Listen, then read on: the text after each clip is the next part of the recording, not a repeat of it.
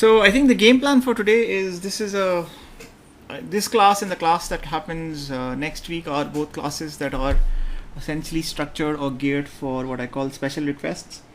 I asked you for a topic or a concept or an area of interest that you were interested in, and quite a few of you wrote back saying, how do we take an idea from the idea stage to commercial reality? So today's lecture focuses on what we call roadmaps to launch, and the game plan is very simple. We are going to ask with this very simple question: what does it take? What does it take to get an idea from idea to commercial reality, right? So what do you guys think? What does it take? You've all been working on your ideas for a while now, right? So what's next? How do you move forward? Where do you go from here? Okay, very good. Rajesh, business plan. So one thing that we need is a business plan. This is a suggestion, right? I'm just jotting down your reactions and feedbacks. Does not mean that I endorse or agree or recommend that you build one. Acumen, money, audience, time. Okay, valid. Acumen, money, audience, and time. Anyone else? So I think what we'll do is we'll spend some time on trying to figure out how does this work, and so there is the academic side, and then there is the actual side. And I think what I've done is I've picked up a few case studies from my own prior experiences based on what did it take for us to get what we were working on to the next stage, and then use that as a basis, right?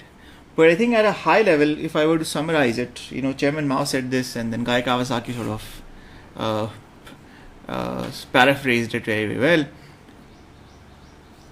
With any concept, you need to be able to multitask. And there is a lot of work. So it's not just one idea. I haven't started recording. I actually started recording on my side, but I am going to start recording on your side also. Give me a second. Start recording. Thank you for the reminder. Okay, we are now recording. Okay. Can you guys still see the screen? Let 1,000 flowers bloom. Right. Okay. So, multitasking basically means that you're not likely to move forward in a linear or a well-defined fashion. Your path is going to take a lot of sudden, unexpected turns, and both before and after any such turns, there is a lot of work that would need to be done that would fall in a wide range of directions. So in terms of next steps, you don't have any one thing. You actually have a huge list of stuff that you need to take care of, right? But what we want to do is we want to put a structure around this and see, in terms of our own thinking and our planning and our resource allocation and our own expectation management, what should we expect? How do these things work? Okay. So there is a textbook approach, and this textbook approach is something we put together, I think about 10-12 years ago when I first started teaching. Or actually 15 years ago when I first started teaching this course. I made a list of things, right? What is the most common advice that you see or that you hear when you ask people in terms of, okay, I need to take this to the next stage, I need to make my idea real, where do I start?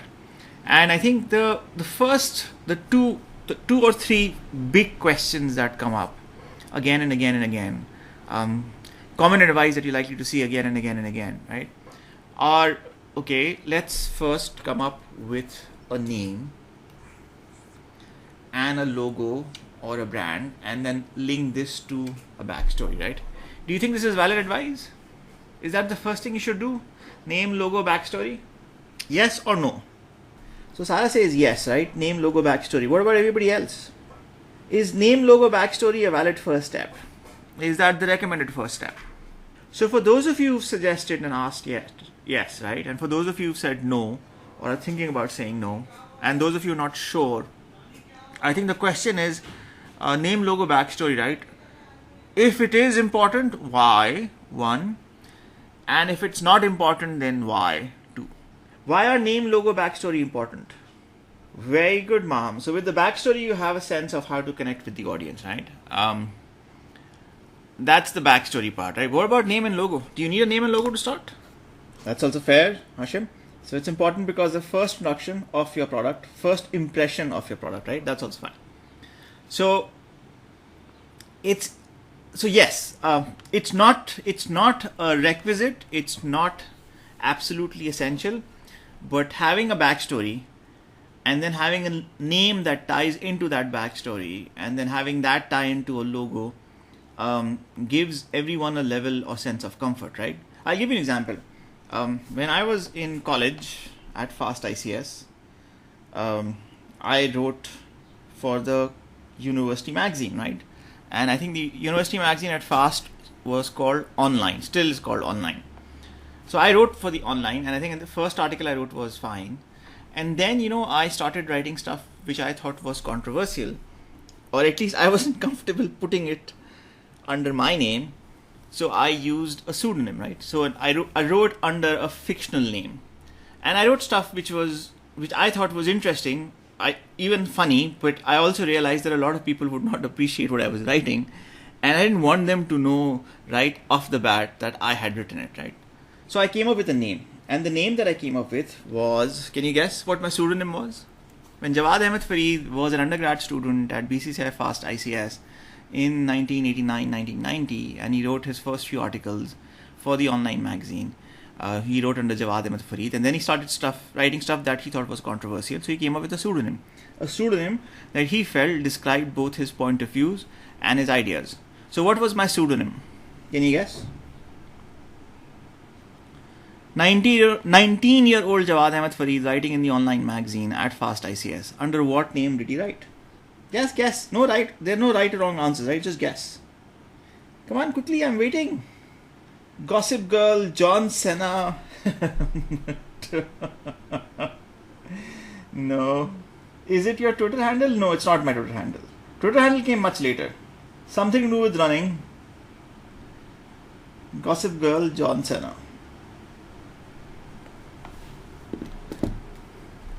So the name that I chose and the name under which I wrote for the next 3 years for the Fast ICS magazine, name of someone you hated, political guy, something to do with running. Okay, no, reboot dude. No, that came much later. The name under which I wrote was the cockroach. And why the cockroach? Yeah, exactly, the cockroach. Why the cockroach? Because my tagline was, come join me in the gutter. Right? How many times have you said something and a friend of yours has come back to you and said, get your mind out of the gutter? Not everybody thinks the way you do, right? And that is really, really, really dirty, right? So that was the link. That was the link from the cockroach, right? So I wrote under the name of cockroach, and I wrote all sorts of stuff. But I think the most memorable line that I wrote is I used to write a column called Confessions of an Undergrad. And Confessions of an Undergrad, I think in one of the Confessions of an Undergrad, I wrote something which was really, really did not go down well. And I think everybody was just, so everybody went after the editors to find out ki kisne likha hai, who's the person who wrote these lines, right?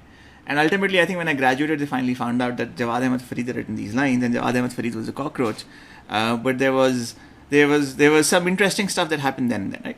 But for the persona at that specific point in time, and the type of stuff I was writing, right, and the type of objectives that I wanted, the cockroach and come join me in the gutter was the exactly right association I was looking for. Does that make sense?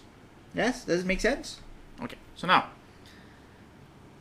a few years later, actually not a few years later, many years later, when I was working on an online site and I was looking for a name, And I was trying to look for a name that would sort of represent who I was and my identity, right? And at the same time, represent what I was trying to do, as well as have a sort of a link back to my history.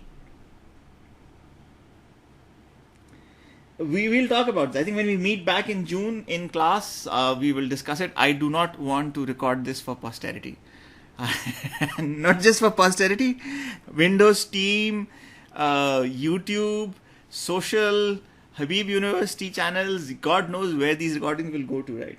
So once we meet back at the university, inshallah, in the summer, ask me this question again. I'll tell you exactly what I wrote or what I used to write. So anyhow, it's coming back. So a few years later, when I was trying to put together something and I wanted to put together a study guide of sorts, the name that I picked up with at that point in time was, guess what? The cockroach became the cucaracha. And why the cucaracha guide? Because at that specific point in time, where was I? I was in New York. I was at Columbia University. And once again, I was trying to look for a catchy name or a catchy hook that'll start conversations.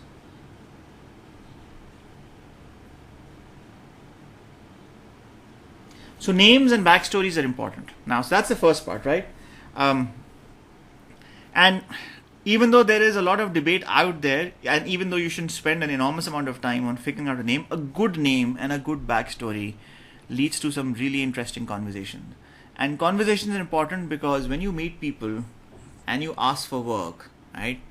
If you're an interesting person, people want to carry on with that conversation. But if the backstory, if the name is a turn off, it's not interesting, it's not decent, it doesn't engage, doesn't hook, then, I'd say, okay, why do I need to meet with this person? But sometimes, and you would agree with this, and some markets, the cockroach and the cucaracha guides are not appropriate. So if you're selling to banking customers and you say, my name is Jawwad Farid, I also write in the name of cockroach, and I run a site called the Cucaracha Guide that teaches you how to work with finance, will that work? So university student colleges, yes, right? But the banking, insurance and finance industry, do you think the cockroach or the Cucaracha Guide is a great name for that market? It isn't, right? So backstory is also a function of your audience and your context. And essentially, your backstory and the name is your lead-in to starting conversations. So one part of your work that you have to do within the first 0 to 3 months is to come up with a name, brand, logo, backstory. And you've spent a lot of time on that, right? So this whole debate and discussion and investment that we've made in coming up with decent pitches is essentially getting your first step done. But the next part of this exercise, and that's just as important, is that as soon as you have something which is there, you need to start meeting people and start asking for work. Now, when I say start asking for work, what does that mean? What if your idea is, still at a very rudimentary basic stage? Can you still ask for work? Should you ask for work, or should you wait till you have something which is more solid and more proper in place? Should you ask for work or should you wait? All right. So once you've started the process of asking for work and you hopefully start to get work, right, then becomes a question of, okay, can I handle all this work on my own or do I need to hire people? So you've all heard of eBay.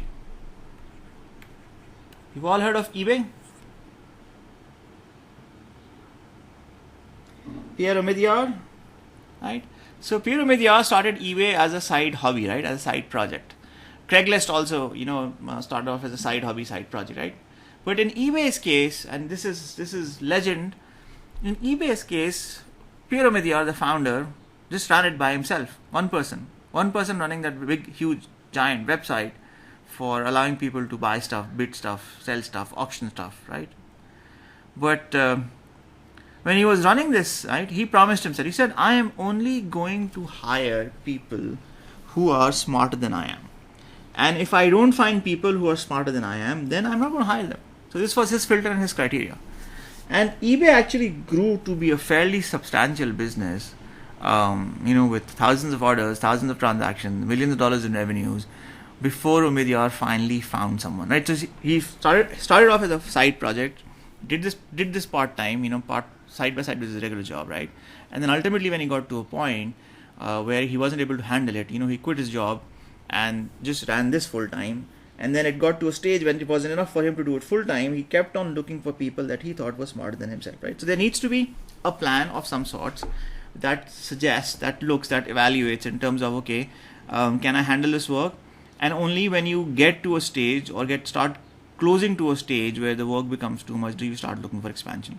You do not start on day one with hiring a 5-man team just because you expect to get work. So far so good? And then, you look at growth, you look at expansion, you look at adding partners, you look at accessing networks. You access networks because networks open doors. So, this is essentially growth.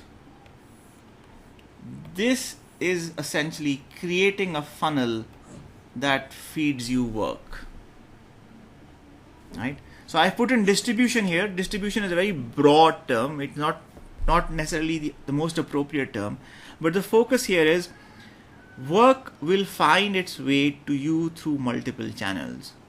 The more channels you have to feed work to yourself and your team, the higher the chance that you will be able to get more work, right? So it's not enough for you to just go out and call the 100 people and say, give me work. It's important that there are filters, that there are channels, that there are guides that can direct work when that work comes looking for somebody with your background and talent your way.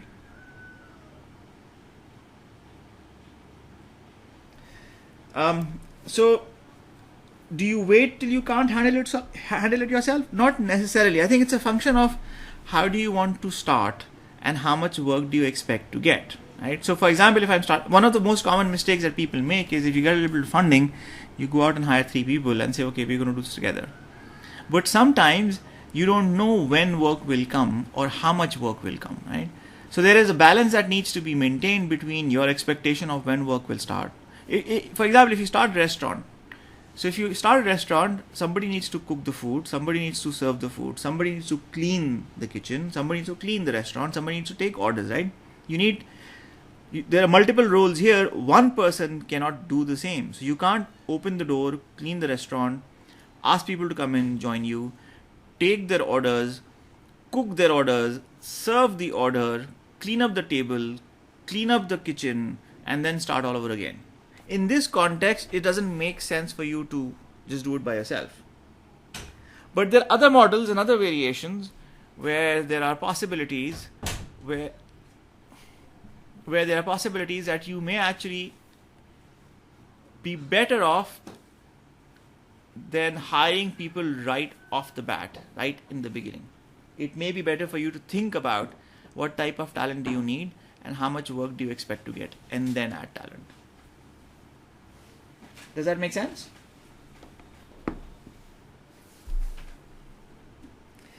Yes. You assess which market you're getting into and what you're trying to do. So I, for example, run a consulting business, right? Do I want to add talent or hire talent? I would only add or hire talent when there is not enough work. When there isn't enough capacity for me to handle the work I'm getting.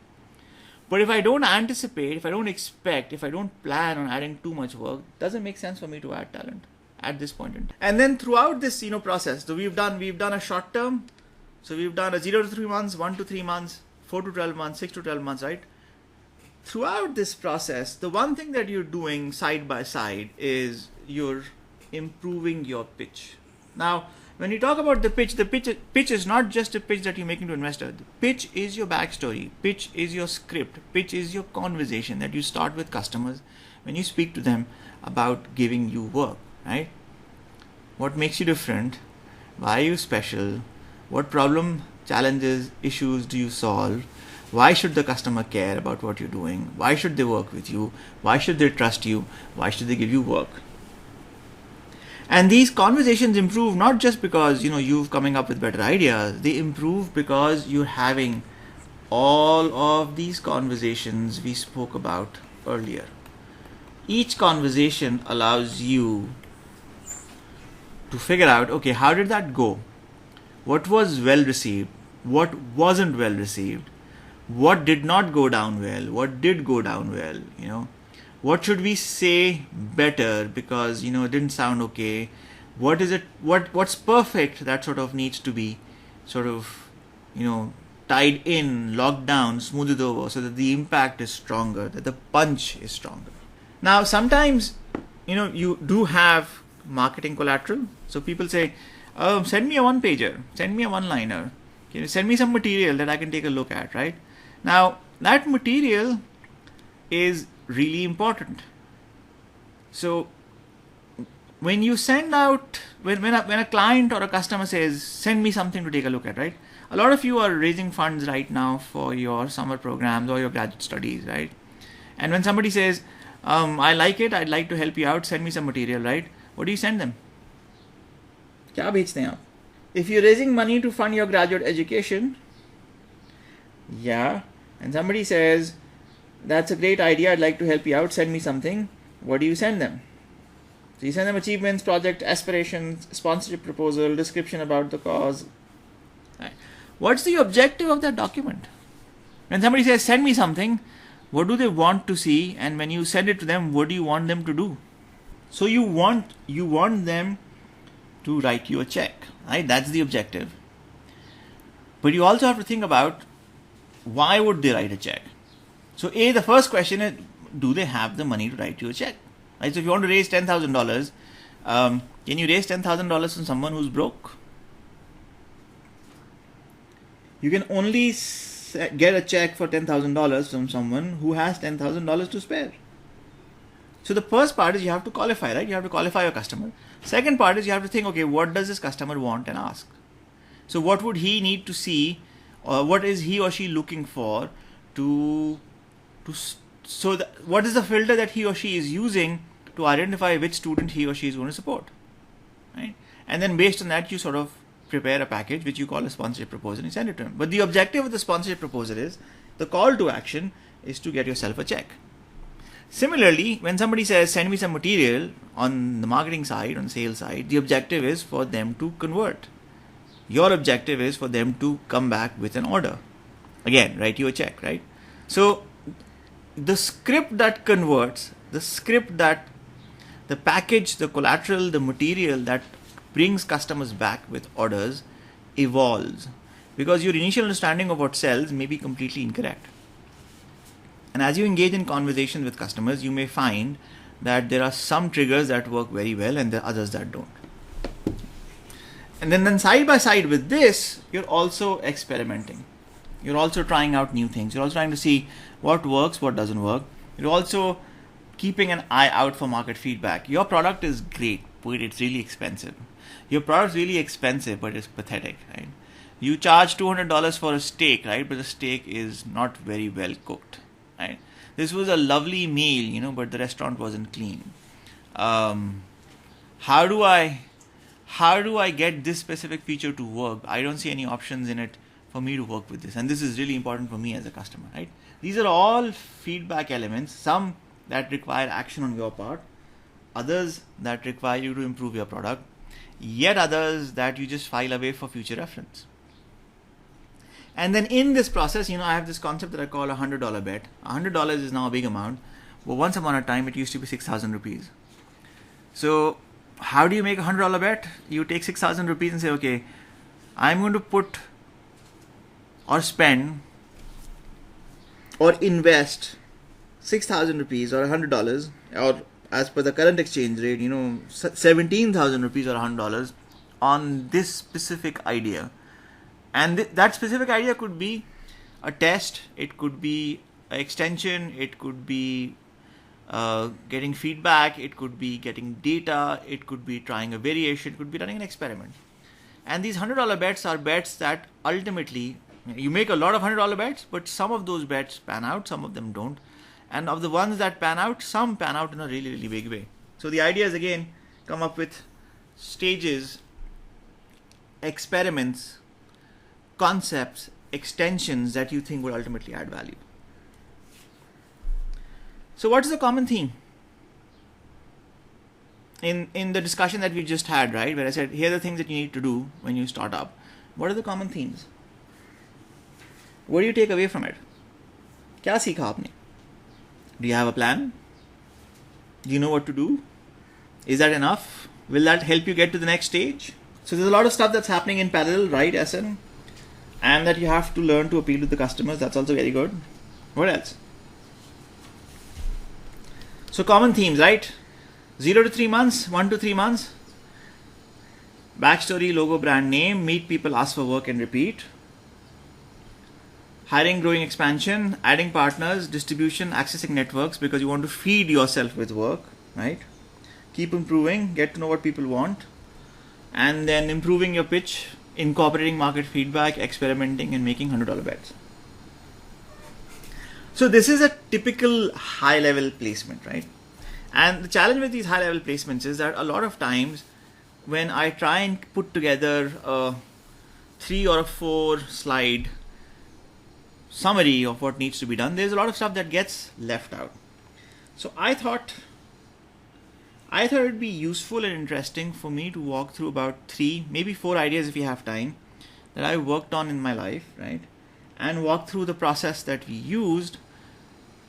Not the process that we used, walk through the backstory, walk through the sequence that we went through, walk through our high-level pitches, and see how these stories turned out. Okay, so 4 case studies, and you've heard parts and pieces of these case studies over the last few months as part of my other lectures, right? But today we look at them specifically from the point of view of starting up. Where were we when the idea or the original inspiration struck? What did we do next? How did we grow? What worked? What did not work? And what can we learn and take away from this exercise? Okay, does that make sense? Is that something that you think would be useful? So the 4 stories are Avicina LLC. This is the business that the book Reboot is based on. The second is Alchemy Technologies, a business I currently run, but come through, in 17 years, come through a lot of changes and variations, a number of pivots. FinanceTrainingCourse.com you're already familiar with because we spent a lot of time on the traffic business and we've given a number of examples about it. Also a business that started in 2010 but still runs. And then Taha School, the special needs school that we run for my son. Okay, so far so good. So let's start with Avicina. Okay, now the template is very simple. I want you to think in terms of the timeline. And these are the questions you want to ask yourself. Now, if you're taking notes, these are the notes you want to jot down. When did we start? When did it end? How long did it take us to go from one point to the next? The business concept. What was the pitch? What was the high level pitch, right? And the high level pitch is again, tied back to the backstory. The cockroach, join me in the gutter. Correct? That's the backstory. Avicina, what's the backstory? What's the pitch? Alchemy, backstory, pitch.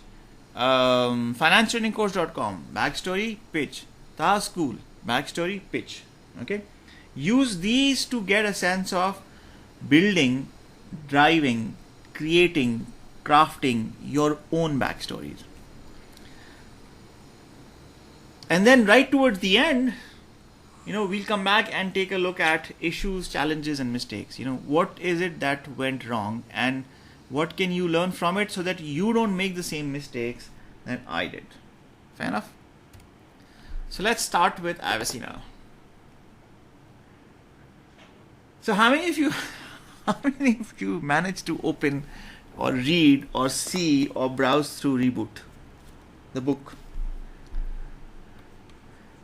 How many of you have managed to open, browse through or read Reboot? It's perfectly alright to say nahi padhi. No, we haven't read it. I haven't. Okay, so quick vote. How many of you have opened it and how many have not opened it? There are only 2 answers. Yes or no. I opened it. Yes. No, I did not open it. Very good. So 2 votes for opened it, not open. Very good.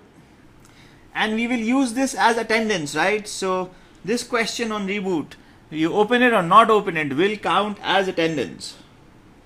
So everybody has to vote. Opened it or not opened it. Come on, come on, come on. Who else hasn't?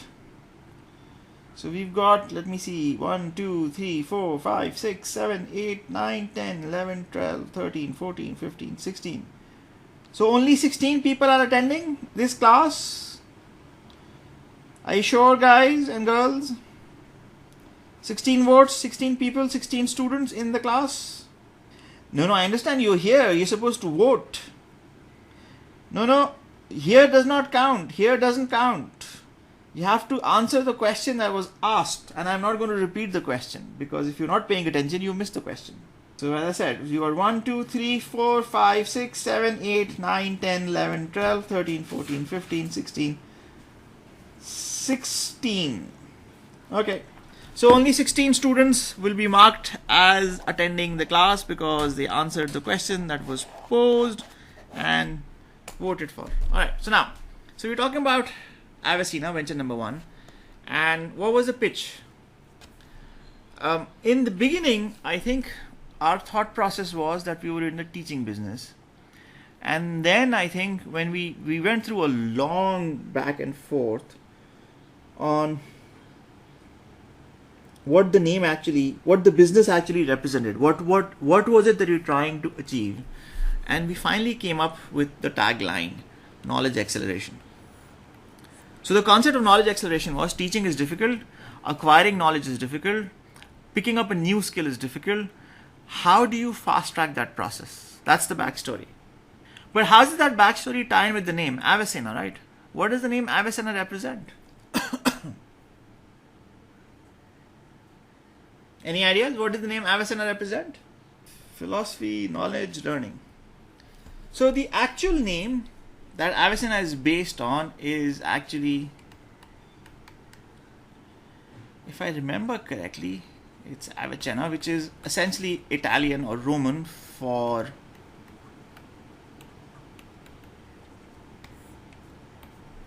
Ibn Sina. And Ibn Sina was a Muslim scholar, Muslim philosopher, Muslim learner who learned across multiple cross-functional domains. Produced a phenomenal amount of output in the history of learning. We actually owe a great debt of gratitude to him for the work that he did and the material that he produced, right? So his name was So the European Latin name was Avicenna. But obviously, when we went looking for domains, we found that Avicenna was taken, but Avicenna was available. So we took up Avicenna. And our take was, if you're already naming the company after Ibn Sina, he really wouldn't mind if we dropped a C, right? So that was one. And then with Avicenna, so that the backstory basically became, what is the company named after? Company named after one of the leading Muslim scholars whose contribution to education, learning, and science is phenomenal, who's one of the key contributors to the Renaissance in Europe. Everybody based their work on him, and that's the story, right? And then we connected that to the acquisition of knowledge, to the teaching, to the acquiring of skill set piece by saying, picking up a new skill is difficult. How do you fast track it? You fast track it by applying intelligent design to the teaching process and then using that to teach people. But that's the broad story, right? What do we teach? We thought just this one subject, corporate finance. And who did we teach the subject to? We taught it to people who were looking for continuing professional education. And who was looking for continuing professional education? Generally, accountants, actuaries, and bankers. Okay, so you get a sense of the pitch and the connection between the pitch and the backstory. So how long did it take us to get to this name? And by the way, just to give you context, the original starting name, the placeholder name that we allocated or assigned or picked up was, this is where we started off from.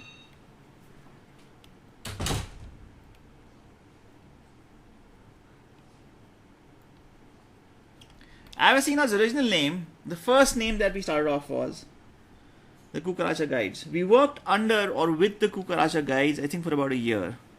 And it's only when we were ready for launch did we get to this discussion about what name should we pick. And then once we got the name, then we started thinking about the logo.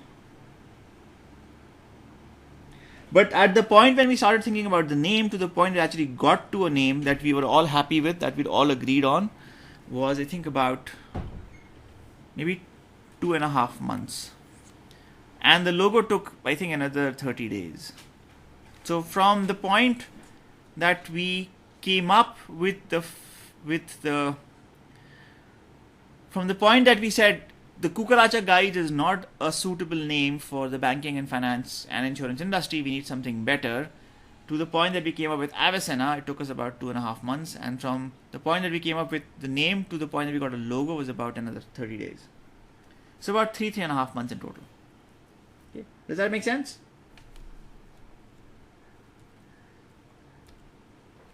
Now the timeline. So the timeline is the original inspiration and the original plan was written in March of 1999. And it was basically a short business plan that I'd written for one of my classes on international marketing. And then in June I said, okay, let me see if I want to take this forward and let's see if there is any meat in it. I spoke to a couple of my classmates, and there were I think 3 or 4 of us who said, let's work on this together and see where it goes. So in June we did put together a first customer focus group, and that first customer focus group we put together a simple prototype. We put that prototype in front of our classmates and peers. I think there were 30 people who came into that class, came into that session. We fed them free pizza. We asked them to work with the product. We asked them for their suggestions. We asked them for the reactions. Asked them for a sense of how much they would, if they would buy it, if they would pay for it, how much they would pay for it, if it fit or met or addressed a need that they felt was there, and so on and so forth. So this was in June 99, right? So the idea came in, say, March. By May, we put together a simple business plan, and in June, we were already speaking to customers.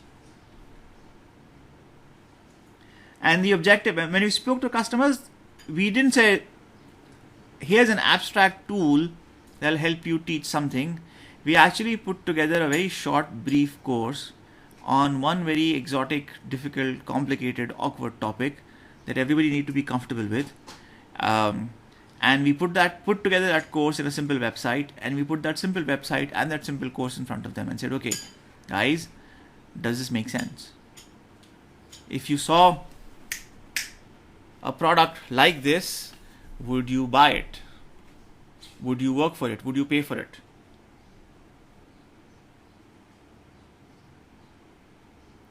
Okay, so March concept, June first customer focus group. July 99, we actually had a more advanced prototype.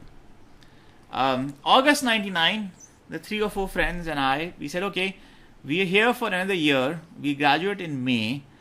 We have another 2 terms to explore this, to expand this, to work on this. Let's do it and see where it goes. And at the end of the year, which is say December, a few months later, we'll decide whether we want to sort of do this for now or not.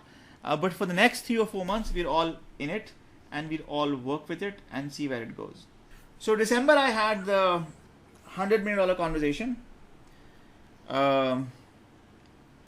Jan of 2000, we made our first pitch.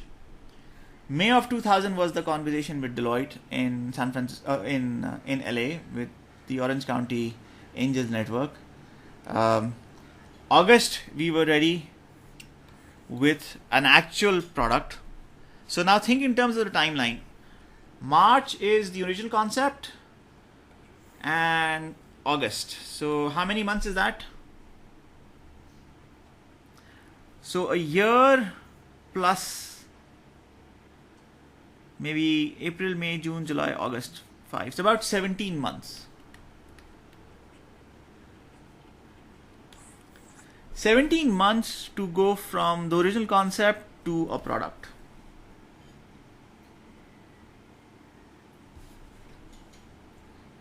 March 99 to August 2000.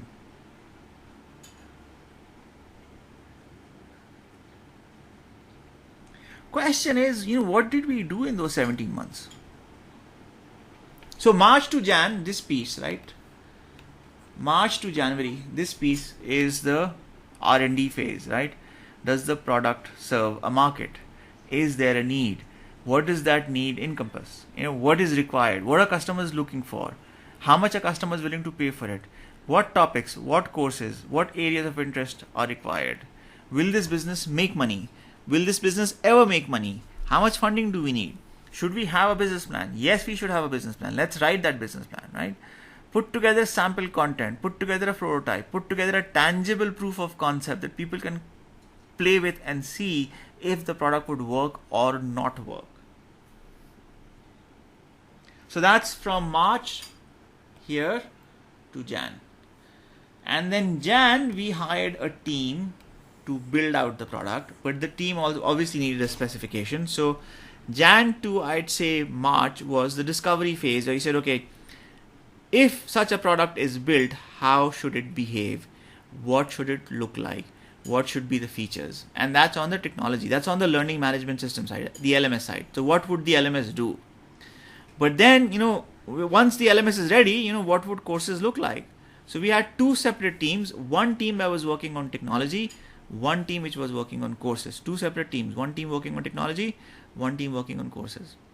And together, the two teams worked for about 8 months from Jan to August. And in about 8 months, the product was ready. So technically speaking, even though it was 17 months, the actual product development sprint happened from Jan to August. And even though in August we were ready, or we thought we were ready, we couldn't launch in August because things kept on coming up. So we put a hard date, and our hard date was, so one of the primary markets that we were targeting was the Society of Actuaries, basically the Association of Actuaries, of Certified Actuaries, sort of like the Association for Chartered Accountants or doctors or physicians and surgeons. They used to have an annual event every year, and the 2000 October Society of Actuaries annual event was in Chicago. It was in October. So October became our hard deadline. We had to ship it in October. We had to have something to show, something to deliver, something to present, something that people could work with and play with in October. So that came in October, right? So, but it still took 3 months for us to get it to a point where what we thought was a finished product actually became a finished product. We thought we were done in August. When we started testing, when we started playing, when we started putting things together, when we started showing demos, doing demos, we started finding stuff that would fall apart, things that would crash, not work. So another 3 months from the time that we thought we were done to the time that we were actually done. And then after that initial pitch, I think we did a number of sales calls, a number of conversations, number of mail outs, sent out brochures, sent out emails, sent out letters, followed up those emails and letters, called up people, spoke to them, found out what they were looking for, and then sort of solidified a pitch. And in December 2000, we did our first round of formal pitches to banks in Tokyo, in Dubai, and in LA. So आप सोचें, आप think about this now. From the point that you started, March 1999, to the point that you actually started having customer conversations. That's about, how many months is that? So that's about 19 months. And in February, we were dead. In March, we'd walked away. So you get a sense of the timeline, as well as the list of activities that were required on getting this from where we were to the stage where we could put it in front of customers, and then from the point that we put it in front of customers to the point that we started asking them, will you buy this? How much this would cost? And this is the price tag. And then from there to the point where we said, okay, this is not working out. We're out of money, out of cash, out of time. Shut it down. Is that what you expected? You thought it would be a lot more faster. So I think that's the point. A lot of times, when we go back here, this is very clinical, right? This is very clean and tidy and nice and readable and believable. Okay, so if I only followed the plan that Jawwad's laid out, I'll be done in about 12 months. It's very simple. This, though, is a different story. It's really messy. And it takes a lot longer. It's like baking cakes in the kitchen. You look at that nice pretty picture in your recipe book, all it says is these 6 items you need to put in, mix in this specific order, put it in the oven, let it bake and cook for a while, take it out and you're done. But it doesn't. The recipe book, the cookbook, doesn't mention anything about the mess you would make in the kitchen, or how long it'll take you to clean up the kitchen, or how much your mother would scream and shout at you when she walks into the kitchen and sees what you've done to it. Yes? The Fred Pasca conversation was the money conversation. When Fred Pasca offered us cash as an investor, and we said this valuation is too low, it's in the book. It's in the book. So you can read Reboot. Alright. Now, questions. The business failed, right? We didn't fail because we ran it by the book. I spent a year researching, testing, and validating. Everything that I tell you to do, go out and do this, speak to customers, talk to people, don't talk about the product, don't talk about, just focus on what they need and want. Everything that I tell you, I did. We built it, we built a prototype, we built an original course, we wrote original content, we rolled it out, we tested at Columbia, got a lot of internal validation from classmates, from teachers, from colleagues at work, from advisors, from mentors, pitched it to one of the sharper technology company CEOs and serial entrepreneurs that I knew and respected, somebody who had a history of building businesses, and he bought it. He got it and he bought it. He said, Jawwad, this is a no-brainer. You should do this. Pitched it to the retired chairman of Deloitte Consulting, Big 5 accounting firm. Now, if you're Michael Cook and you've run Deloitte Consulting for the last 10 years, right, which has over 100,000 professionals employed all across the world, would you just say yes to any idea that comes across your table? So, when the chairman of Deloitte says, I get it, I buy it, I'd love to try it, I'd want to be your customer, that's validation. Then we pitched it to the Orange County Angel Network, right? We pitched it to Fred Pasca. Fred bought it. Fred says, I get it, I buy it, I'd like to invest in it. Spoke to some really, really smart people in the room. So if you think in terms of Columbia, right? The Columbia Business School, 700 intake for the summer plan, and then for the regular fall semester, and then I think another 180. It's about 900 students in total every year, and then 2 years, so about 1800 students.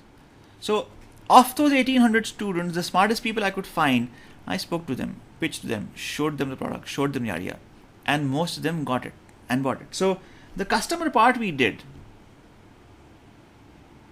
validation part we did, planning we did, R&D we did, prototyping we did, we did everything by the book. But yet we failed. So in this entire process, what do you think went wrong? In the mess that we made in the proverbial kitchen, right? What were the things that we could have avoided? So my question to all of you, right? Those of you who have been part of the conversation about Fred before, when I told you the story, the day before Numan came, when we spoke about the Avicena story, Fred offered $2 million for 30%. Do you think if we'd taken that $2 million and we would have worked with Fred, the business would have survived? So here's a data point. Just about the time when we were starting, there was a company called Unext. And Unext stood for the Next Generation University. Unext And UNEX stood for the Next Generation University. Sharon, can you hear me?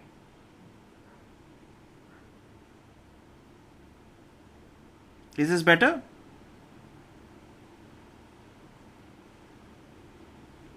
So it's cutting or is it the same? Okay, give me a second. Just give me a second. I just came to check to see if somebody or something dodgy was happening with the network. Is this better now? All right. So UNEX stood for Next Generation University, and it was started and funded by a gentleman called Mike Milken. And you know how much money UNEX raised? And they raised it, I think they raised it in June. They raised about 40 million US dollars.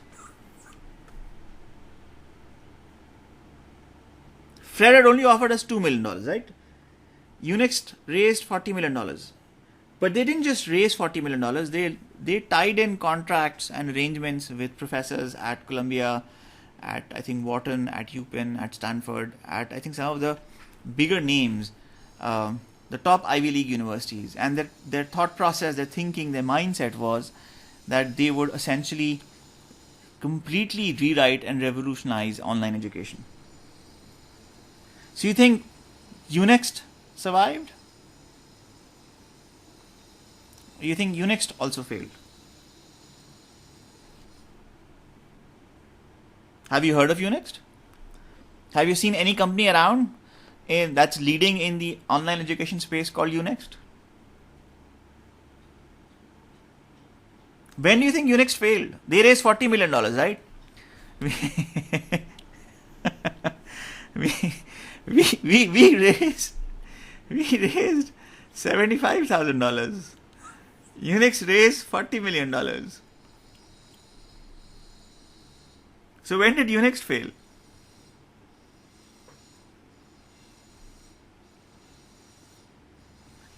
So we died in May 2001. Essentially, right? So we died in March, right? But the decision to walk away and just shut things down and not do this anymore was May 2001. When do you think UNEX failed? So, us, itsy bitsy, teeny weeny, little company out of Karachi, started in New York, based in California, with $75,000 in capital, failed in May 2001. UNEX with $40 million US in capital, I think was dead and buried August 2001. So money is not the driver. Just because you have money doesn't mean that you will survive. Your ability to survive as a business is not a function of how much capital you've raised, right? You may, and in UNEX case, what's really interesting is, I thought they would last a lot longer, but they failed, I think, just a few months after we did, which was a surprise. We didn't expect that. Right? So the question that you have to think about is, it's not about money. I think it has to do with your fundamental question. What's the underlying business model? So that's, if you think in terms of a timeline, right? Here's a nicer timeline. Fail basically means UNEX shut down as a business. Their investors or their management team or the people who backed them up said, okay, this is not converting or going or getting traction, and we need to either get our money back or we will no longer invest any more capital into this business. That's the reason. So here's the timeline, right? If you think in terms of the timeline, and once again, you've done a high-level review of Avicenna in terms of how things went. Here's specific work that we've done, right? So 10th April 99 is when the first version of the business plan was written, right? July is when we ran a more detailed prototype focus group with students at Columbia. This is the conversation that led to the incubation, right? This is the concept test. Can we build, write, and deploy the technology, right? So this is the R&D on the technology platform. And remember, this is 1999 and 2000. This is when there is an enormous amount of transition happening with respect to technology. Then this is the Fred Posca $10 million conversation. This is the friends and family funding round. This is the Society of Actuaries launch. This is the Tokyo Sakura Bank pitch. This is the Chesscore Capital and the Mashik Bank pitch in Dubai. And this is the walkaway event. Right? And if you look at this, the June to September one, think in terms of what we did. We did the funding round, first hire, validation and research, second hire, and launch. And then on 10th September 2001, that's an interesting date. On 10th September 2001, we left LA and flew to DC and landed in DC on the morning of 11th September 2001. What was the primary target market? The primary target market were actuaries. We launched it for the actuaries. What did we do at that event, at the launch event, at the conference in Chicago, in Society of Actuaries? We put together brochures, we put together panels, we put together write-aways, we took giveaways, we attended meetings, we pitched it at customers, we booked a booth, and we answered questions at the booth for people who came to the exhibition to see what was being exhibited. Okay, we reached out to accountants, to actuaries, to banking customers. We got advice on picking one. So either focus on content or focus on technology. Don't do both. We did both. We ran a beta test at a corporate client called Hudson River Inlay, which was run by a friend of ours, and he wanted to teach his people, his team members, basic finance. So he used our content and material with his team. I think about 40 people at Hudson River Inlay used the product to learn corporate finance. And they came back with glowing reviews. They said the content is solid, it's great, it's really easy to work with, and we really appreciate it, right? To give you a sense of, how has the content aged, it was written in 2000. 20 years later, I still use it. So the content has aged really, really well, which basically means, in terms of the amount of effort that went in developing it, in creating it, we put in a lot of. How many people here are we? Oh, we. This we. There were 2 of us who went to the conference. But I think the total team size of Avicina, I think at our full strength, was 3 people. Now, the key thing is, there was a space, and that space was what we call compliance certification.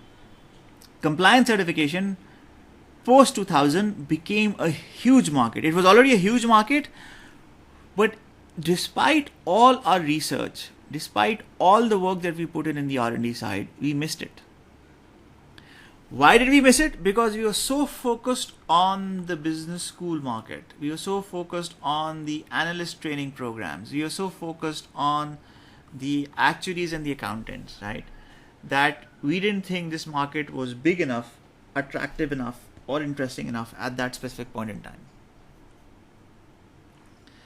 So far so good? So, coming back to the question I posed earlier, what went wrong? So, when I look back at it, I would say that it was the right idea, right mix, right technology. All of these things from an R&D point of view, we got right? What did we get wrong? It wasn't that our implementation execution was weak. We just missed a few minor items in the recipe. How minor? Have you ever made a cake? Have you ever baked a cake where rather than putting sugar, you've put in salt? Or made a dish or rice or biryani or gravy, right? Where rather than putting salt, you put in sugar. It's a very minor detail, right? In the grand scheme of things, in the value of ingredients you put in, the amount of time you've invested, right? Replacing salt with sugar kills everything. Very small, very, very minor. So if you miss, sometimes even minor details matter a great deal, right? So that's one. Second, we spend a lot of time on sales calls. I keep on telling you, we don't know how to sell, we don't know how to sell, we don't know how to sell. We spend a lot of time selling. But yeah, we didn't know how to sell, but we spent a lot of time selling. So if you spend a lot of time selling, uh, you don't know how to sell, what happens? If you don't know how to sell and spend a lot of time selling, what happens? If you don't know how to exercise and spend a lot of time in the gym, what happens? There we go. So spend a lot of time selling but didn't know how to sell, right? Achha, now the funny part is I went to Columbia Business School, right? I took all the courses on sales and marketing. The challenge is the business schools and the academic world teaches you how to market, teaches you how to write sales plan, teaches you how to manage sales functions, but doesn't teach you how to sell. So schools will not teach you how to sell, or rather schools are not good at teaching you how to sell. Selling, you have to be taught. It's like an apprenticeship, right? You have to learn on the job. Third, we validated multiple times. I think we were validating every alternate month. So as far as validation is concerned, when I look back, I say, oh no, I thought about this for a second. When I was putting together this lecture, did we validate enough? And then I made a list of all the times we validated. And we were validating every single alternate month. But we didn't validate the right assumptions. We validating the wrong assumptions, right? So you also have to identify what are you validating and what is key. So what's the key foundation on which all of this rests? What is that one key assumption? Validate that. So if you have 2000 assumptions and you validate 1999 of them, but you miss the one that is key, that is core, that is fundamental, your validation doesn't count. So identify what is key, what is foundational, what is core to this business. That's a question you have to ask, then validate it. We engaged customers, so we showed it to them, we pitched it to them, we did demos for them, we walked them through it, right? But we didn't push the product out fast enough. Which basically meant that while we engaged the customers in the initial R&D part, in the validation part, with respect to the product, we didn't put it out there in front of them where they could play with it and tell us, Jawwad, this product really rocks. This is really great, or this is pathetic. We did beta tests and we got feedback from those beta tests.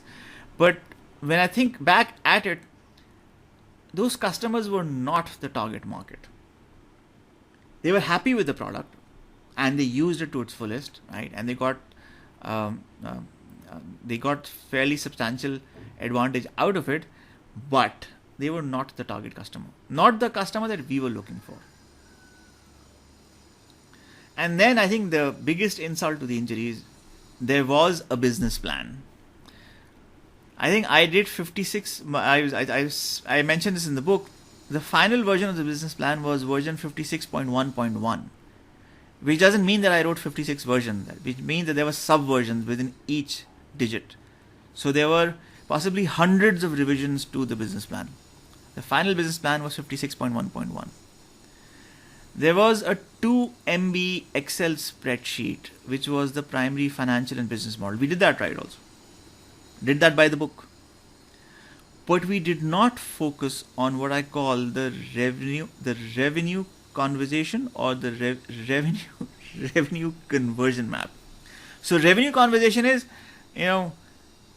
this is the product, this is what it does for you, this is how much cost, when and how or who do I speak to for you to convert and sign.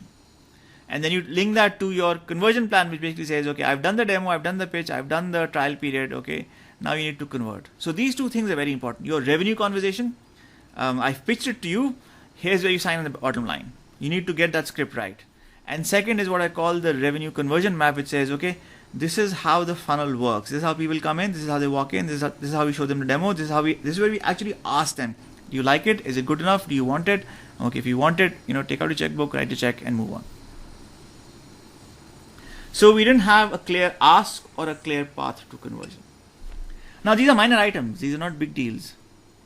I think 1 or 2 conversations, maybe some intervention, maybe some guidance, maybe some mentoring, maybe some advice, maybe some suggestion, maybe a professor would say, Jawwad, all of this is fine and well, but till you actually have a customer who's willing to put down dollars and money, it's not worth it. And going back to the Pasca conversation, the Fred Pasca conversation. Where's the Fred Pasca conversation? Yeah.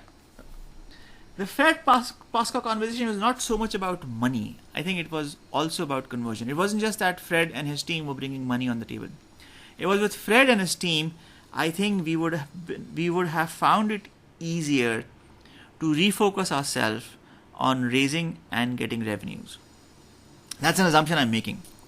Given who I was at that point in time, and given where we were, if we had $2 million in the bank, I don't think it would have mattered. I think it would have still have failed because we simply weren't ready to do the stuff that needed to be done. We would have learnt it, we would have picked it up, but I don't think we were ready. So who was I? When I say I was ready, who was I in January 99? What had I done? What was my profile? I had already worked for about 7 years in consulting. I already had the Associate Society of Actuaries designations. I was an ASA. And my fellowship examinations were done. I was finished, right? I just had to meet one final requirement of Society of Actuaries to call myself a fellow. That I hadn't done. And I hadn't done that because that required me to put down $2,000, which I didn't have. Okay. I had an MBA from Columbia. This was not my first venture. This was my second venture. So this was not, the first time blues. I had unthinkable amount of support from the partners I was working with. Anything we wanted, any terms we wanted, any support we wanted, much more than what we wanted was always there. I'd spent 12 months of in-depth research, thinking, planning, mapping things out, right? Spoken to professional customers, and I was sadly focused on technology, not revenue. I thought if we did the technology right, if we got the technology right, everything else will fall in place. So I was wrong. So better content, or rather content than technology, what else? In this entire, review that we've looked at, what's the one thing that stands out? He said, if Jawwad could get this one thing right, if he could get just one thing done, this business would have worked. So broader market, validation of all 200 points, that one foundational point that we missed out, sugar and salt wali baat.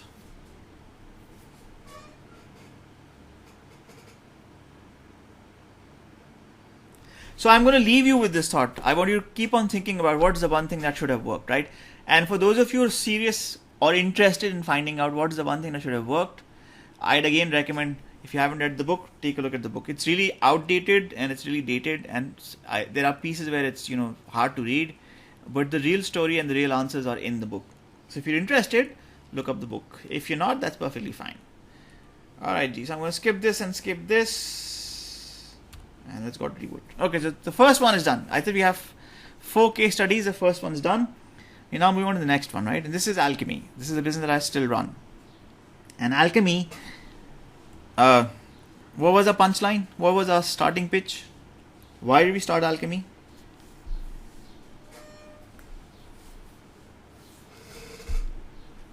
That's the pitch.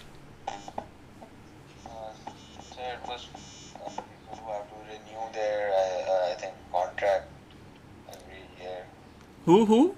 So, actuaries have to renew their contracts every year by giving an examination, right? Yeah. So, no, we don't have to give the exams every year. We have to. There's something called a continuing professional development, or a CPD, or a continuing professional education credit. That basically means that you've put in enough effort to stay current with what's happening in your field. That's the requirement. So with Alchemy, I think when we thought about the name, so I think the first question is, how long did it take us to get to this name? This name, right? How long did it take? From the point that we said I'm going to start a business, to the point that we said we have a name that we like, right? How long did it take? So remember, Avicenna took about 3 months, right? In Alchemy's case, the question is, how long did it take? Alright, this is a proof of life question.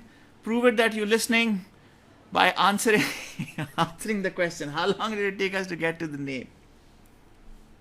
Proof of life. Counts as attendance. If you missed attendance earlier, this will count as attendance. On your mark, get set, go.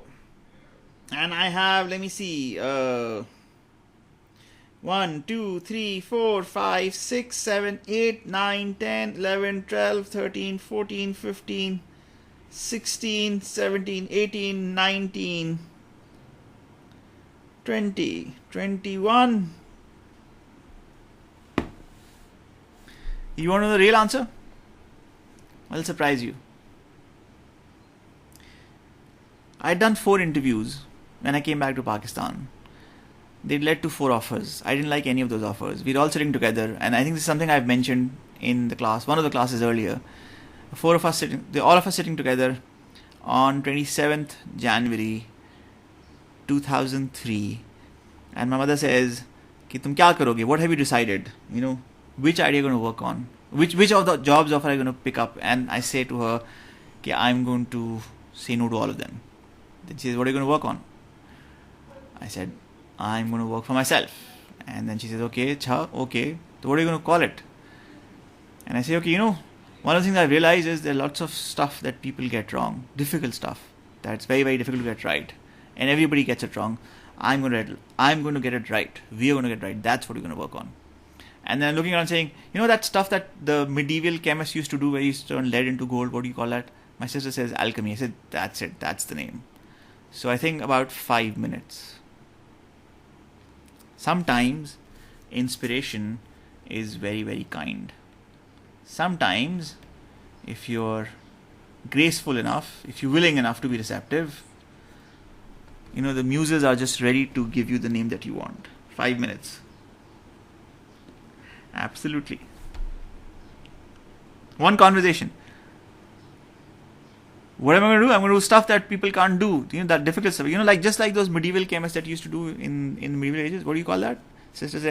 Sana says alchemy. And I say, yeah, that's it. That's the name. I love it. I'm going to call it alchemy.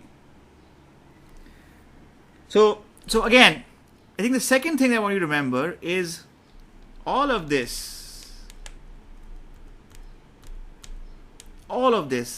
is clean, is structured, is organized.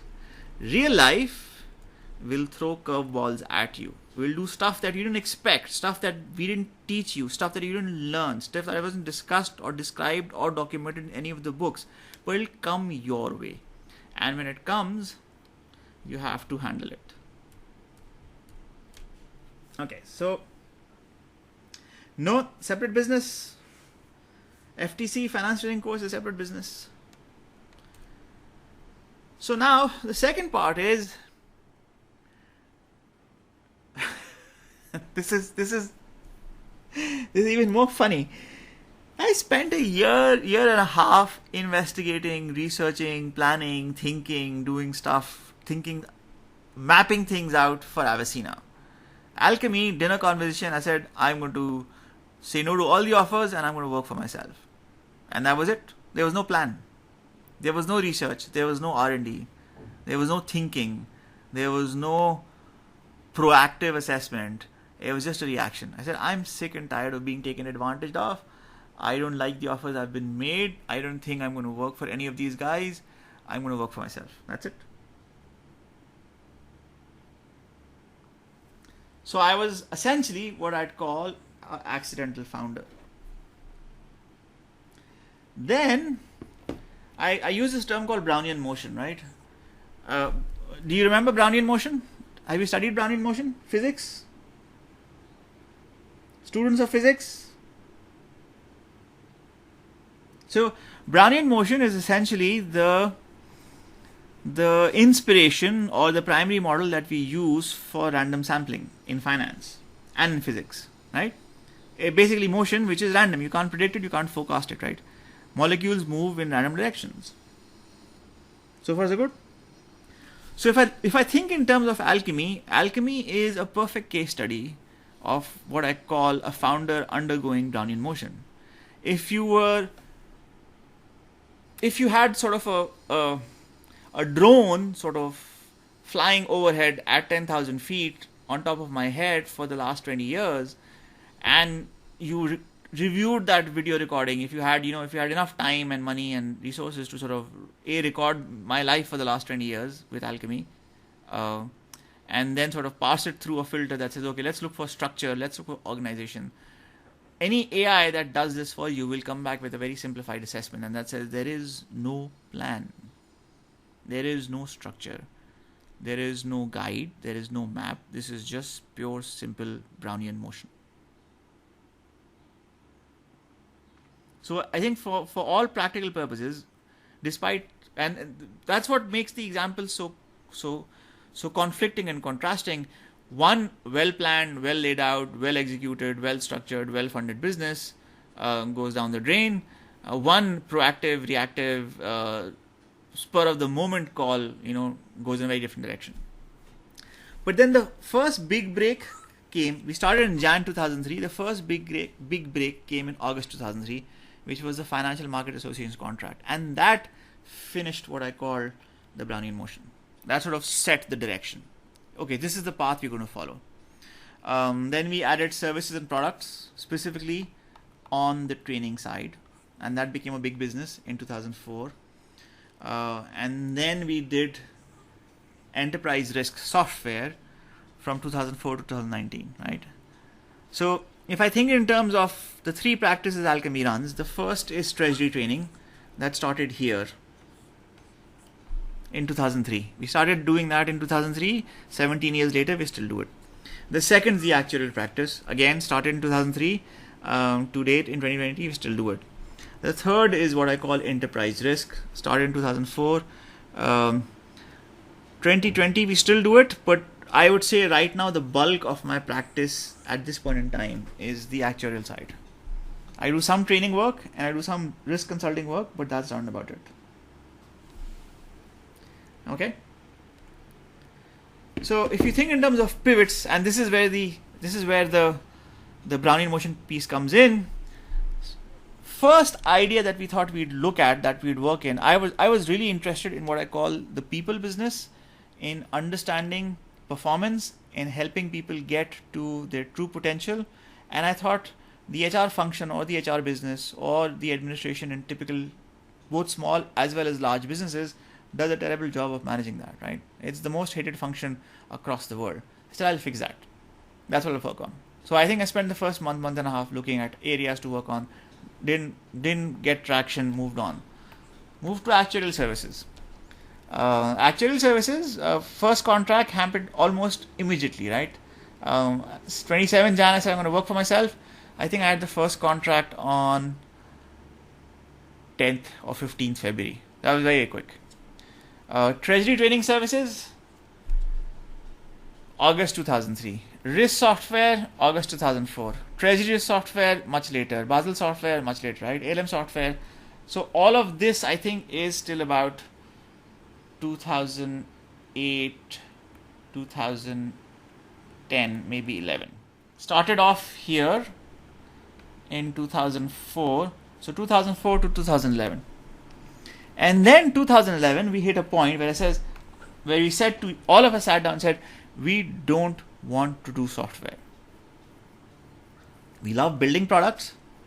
We love exploring ideas. We love the thrill that comes with putting something together, but we hate implementations. And if we hate implementations, no software business works without implementations. So if we don't want to do implementations, we can't do software. If we can't do implementation, we can't do software, then we have to step out of software. So let's stop doing software. And I think this call happened in 2011. So 2013, we were essentially out of the software business. We sold it. Then treasury training, then risk consulting, then teaching, then actual service. So if you think in terms of the range, this is 2003, this is 2020. A pivot is a significant structural change in direction that requires you to reevaluate your resources, reevaluate your plan, reevaluate your revenue forecast, reevaluate how you want to do things and build things. Why did one work while the other didn't? So yes, I was in Pakistan. Yes, I was more chilled and relaxed. Actually, I wasn't more chilled and relaxed, but that's a separate story. My network was here. Valid points, right? But specifically with respect to our current discussion, what stands out?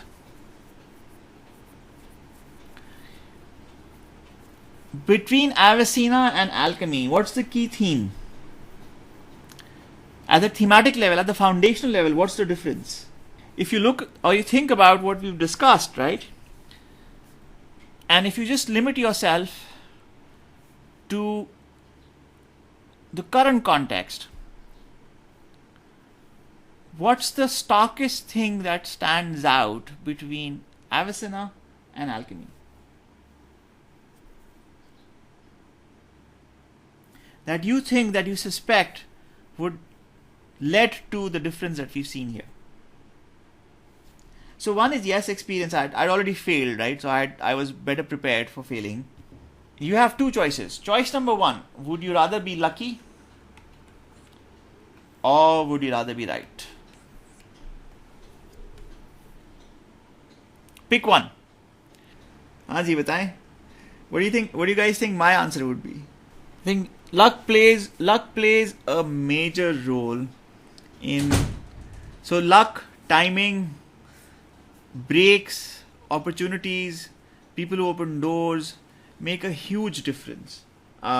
So my choice is actually, I'd rather be lucky. I think this is really interesting. Maybe it has to do with age. Maybe it has to do with the life you've led.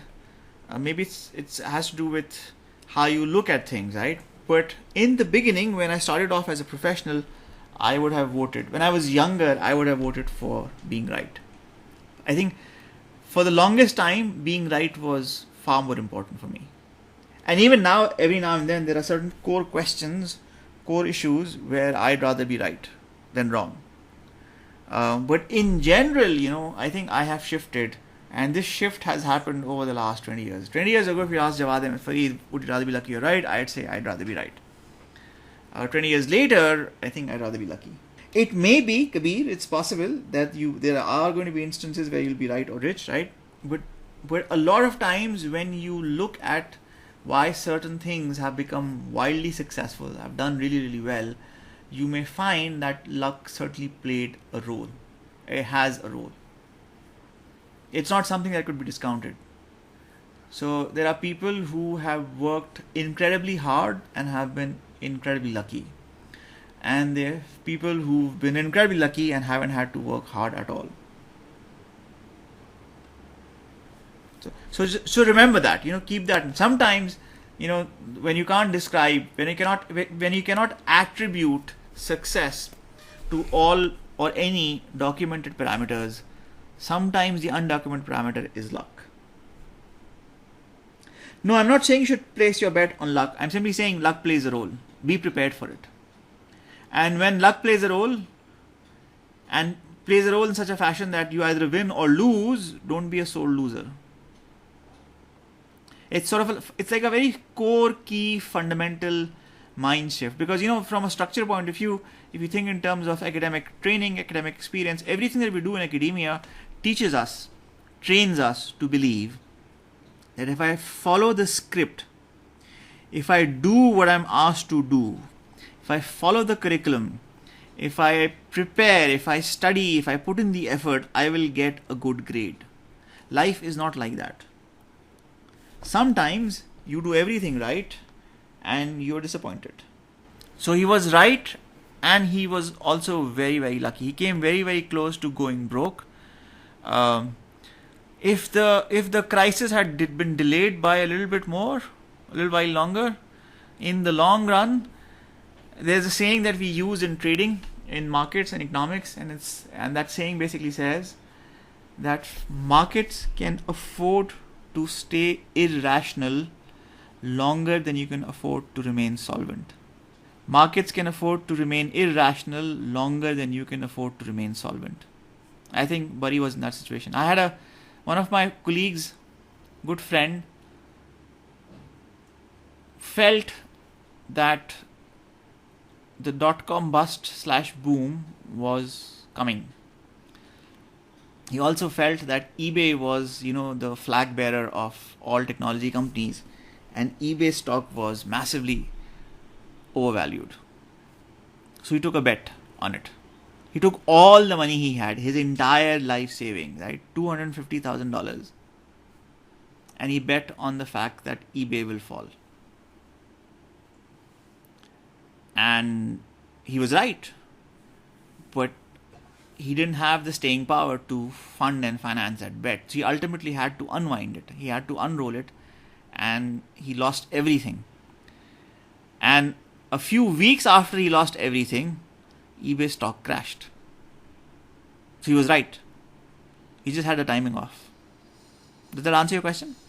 Now, what's my profile? How has the profile changed? I've now done 11 years of consulting, right? Because this is post Avicenna. I am a fellow. I'm a fully qualified fellow.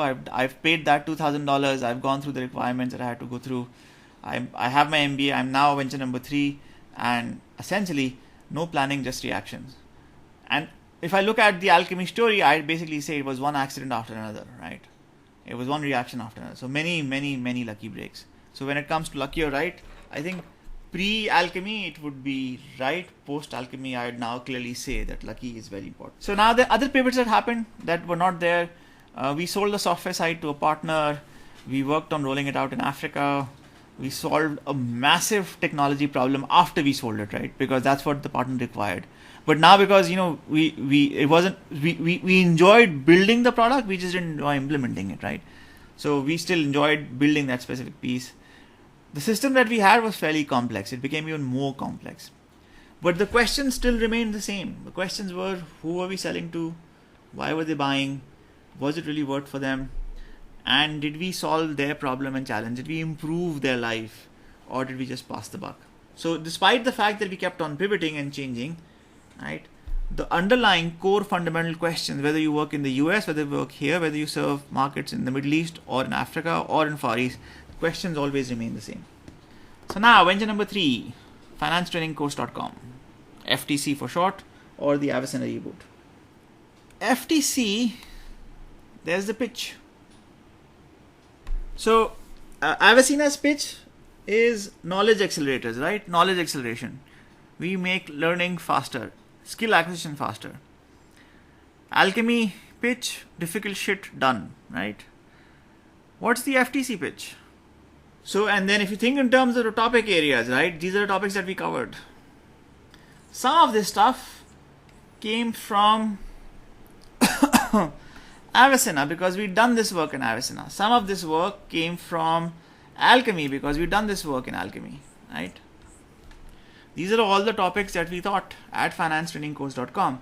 If I think in terms of Avicenna, Avicenna was very focused. Avicenna was this and maybe this. But FTC was all over, right? Because all of this was required to be a risk rock star.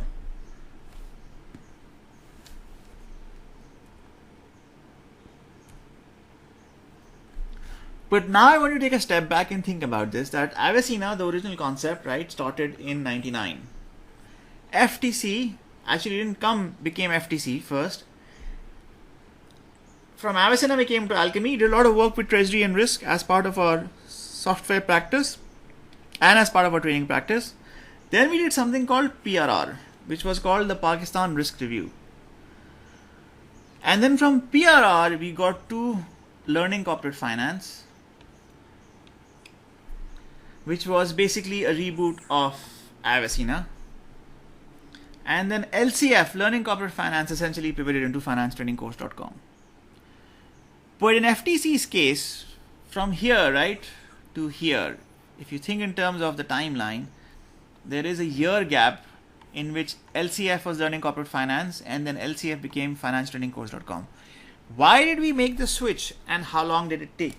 Back to the name question. So, this is your backstory, right? Your backstory is be a risk rock star. That's your backstory. That's your basic single line pitch, right? And then you get to financetrainingcourse.com. So, LCF to FTC. Why did we pick the name financetrainingcourse.com? Think in terms of, if you think in terms of Avicenna, really classy name. Alchemy, really classy name, right? Learning corporate finance, not as classy. Financetrainingcourse.com, not as classy. What's the deal here? What's happening? How long did it take? Took us about a year, right? But why the switch to financetrainingcourse.com from LCF? And why such a, it's not a great name, it's a really, I shouldn't say this, right? But it's a really crappy name. Where did the crappy name come from? And why did we opt for the crappy name? So we had an advisor, a good friend who was an SEO expert. He says, Kar kya rahe ho? What are you doing? I said, finance training course. He says, okay, pick a name that has all three in it. I said, what? financetrainingcourse.com? He says, yeah, let's look it up if it's available. So we looked it up, it was available, so we kept it. That's it. It took a while to convince the team that financetrainingcourse.com was the name that we wanted, right? But essentially it was a question of SEO plus domain availability. That's all there is to it. That's the reason why we switched. So no backstory, no background, nothing. It's a name that's grown used to us, that we've sort of grown used to over a period of time. But we've been thinking about looking at switching to a different name. But now, because it's a 10-year-old brand and it already exists, we sort of married to it. Yep. At that point in time, 10 years ago, finance training course or finance training course or training course or training courses or courses were the keywords you're looking to optimize on. These were the 3 relevant Google search keywords that we needed to be in the name. That's why we took them financetrainingcourse.com.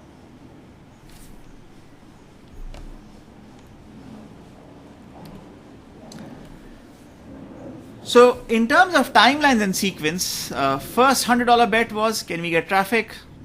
Second bet was, we thought if we could get traffic, the assumption was we'll be able to get advertising. And we weren't very aggressive. We just wanted to get to $10,000 a month, 10K a month in advertising dollars. Next bet was, can we sell stuff? Can we scale to an interesting size?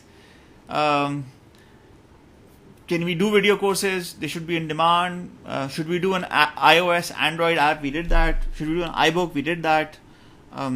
But in the end, the question is, what were the courses that sold? We did this. We built video courses all the way back in 2012. Did an iOS, Android app also in 2012. Did an iBook also in 2012. 2012 was a great year in terms of work, right? We did a lot of good work done. But if I look at total sales of FTC over the years, right, how many of those are video courses? 1. How many of them came through iOS and Android apps? And how many iBooks did we sell?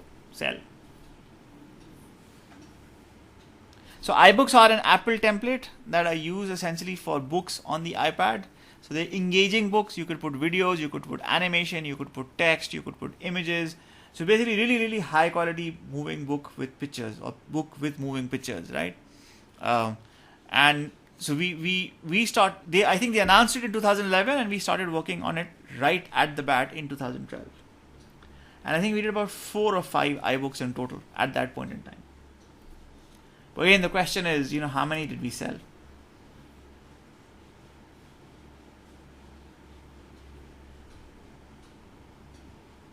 कितनी बेची होंगी? When we raised funding, almost everything that we raised went here. So whatever capital we raised as part of financetrainingcourse.com, 90% of the capital went here. My question to you is, when we spend that 90% capital on this, what proportion of sales came from stuff that we spent 90% of our capital on? That's the question. Proof of life concept. Quick quiz. Take a guess. Pick a number between 10% and 100%. The question is, we spent 90% of our funding on building video courses, iOS and Android apps, and iBooks on the financetrainingcourse.com platform. Question is, what proportion of this money that we spent in 2012 has been paid back, or rather, what proportion of sales today in 2020 comes from video courses, iOS, Android apps, and iBooks? You have to pick a number between 10% and 100%. Okay. Alright, so the proof of life quiz has closed, which means हमारे पास 1, 2, 3, 4, 5, 6, 7, 8, 9, 10, 11, 12, 13, 14, 15, 16, 17. So only 17 students made it in the proof of life quiz. The correct answer, you'd be surprised to know, is less than 5%. We spent 90% of our funding on building 3 things that generated essentially close to zero revenues. Yeah, I've tried Poly a couple of times. I think in my first class when I started it off, I posed a number of polls, but the polls don't show up. So there's possibly a configuration issue. Haji, so the Android and the iPhone apps, took a big chunk of money and time, total write-off. Nothing came out of them.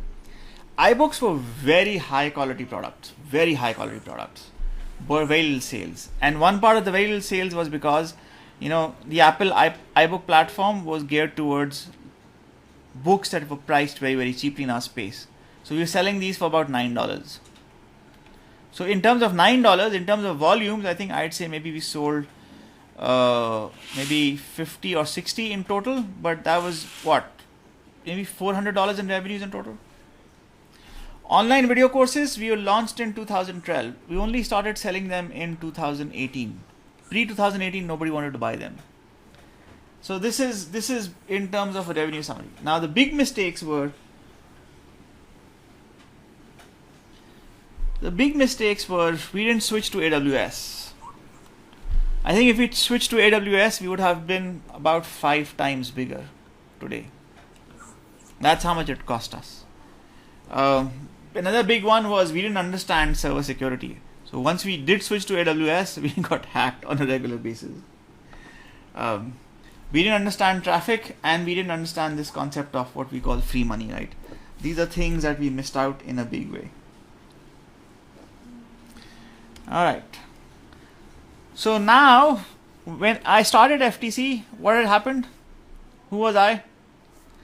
I'd done 18 years in consulting. And I just killed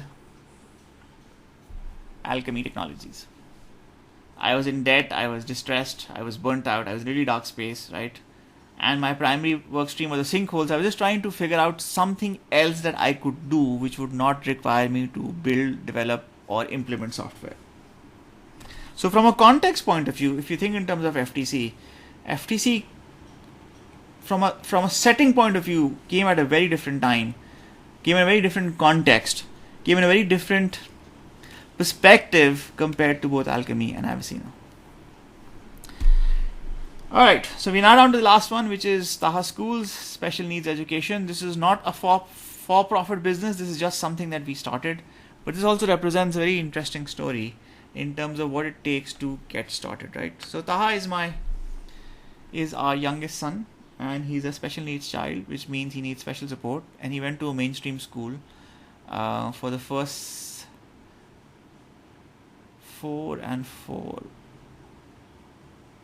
6 years of his education, right? And the primary rationale or basis for starting Taha School was, is there a school for my child? Because Taha's primary school, the school that he used to go to, basically came to us and said that we can't help your child anymore and you should take him out, right? Some of you have heard this story before. So when we started the school, our primary question, that's Taha by the way, if you haven't met Taha as yet, our primary, just like Alchemy, I think Taha School started off as an act of desperation because we didn't have any other options.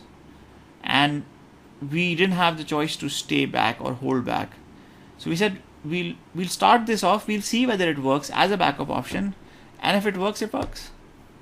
And if it doesn't, then hopefully, it'll allow us to just put Taha's time to better use rather than just sitting at home.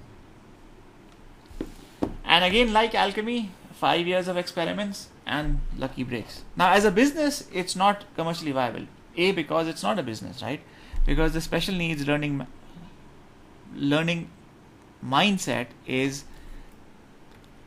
instructor led. So not 1-to-1, so not one teacher and one student. It's more like 4-to-1. 4 teachers and 1 student. So if you think in terms of commercial viability, it's a model which is not scalable. If you need 4 teachers for every child, pretty soon the network effect begins to take over. So if you have 3 students, you need 12 teachers.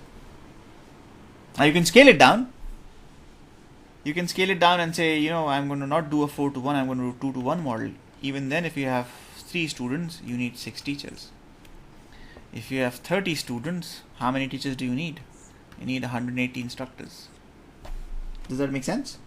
So, where did we start off with? We started off in 2015 with 2 rooms in the basement.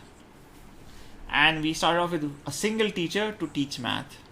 We didn't know if it was going to work, and we didn't know if it was the right thing to do. But it was the only thing we could do at that point in time. So I think one big question that comes up again and again, and I think a lot of you have asked me this, what do we do next? So sometimes, even though you don't have all the data and all the information and everything available to you at that specific point in time, sometimes all it takes for you to move forward is to start. Begin. Take the first step forward. And Taha School, I think, is a great example in that sense, that that's exactly what happened. We started. We didn't know how it would end. We didn't know if you were right. We didn't know if you were wrong. We didn't know if it would work out or not. But we just started. So start. So for a lot of you who've asked me this question before, what do we do? Where do we go? What's next? I'd simply say start. Our question is, what does start represent? And where does it take you? So for our school, I think our first question was essentially, is there a school for my child? I think a bigger fundamental question was, how will he learn to write? Because when he was in grade 4, in the school that he actually went to, he still couldn't write. So our next big question was, okay, we now run a school for Taha where we have one math teacher and we work with him directly, and we'll get more teachers in the future, but will we be able to teach him how to write? And writing is not just, this is writing. Writing is not just writing. How do you craft or structure or formulate or present or create a full sentence? What goes into that process? And how do you teach a special needs child not just to write, but also to craft sentences? These are big questions, right? And again, we don't come from a special needs background. So neither me nor Fazia, my wife, are special needs instructors. We are teachers, so we teach, right? We teach what you essentially call, we know how to teach neurotypical students, but we don't know how to teach special needs children. We worked with Taha all of our life. We understand his needs. We understand what needs to be done, right? But we had no certification or background. And even the math teacher we took, Sir Haris, right? Sir Haris didn't come from a special needs background. He used to teach math at a local school, and he was tired of teaching math at a local school. We were introduced through a mutual reference. He came over, he saw what we were doing, we pitched it to him. He said, okay, I'll try it, I'll give it a shot. We'll see how it goes for a few months.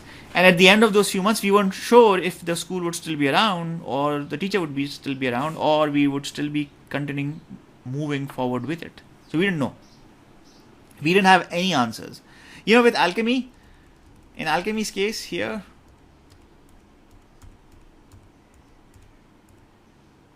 difficult stuff done, I knew.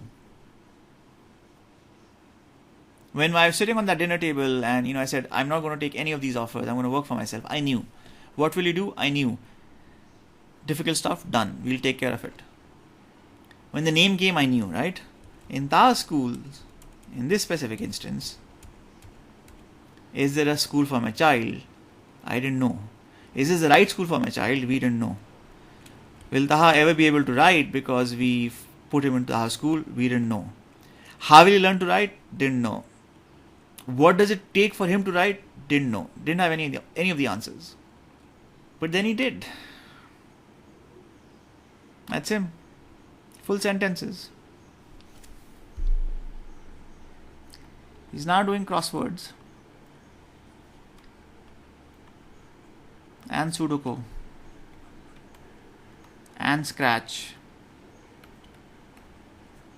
and physics experiments.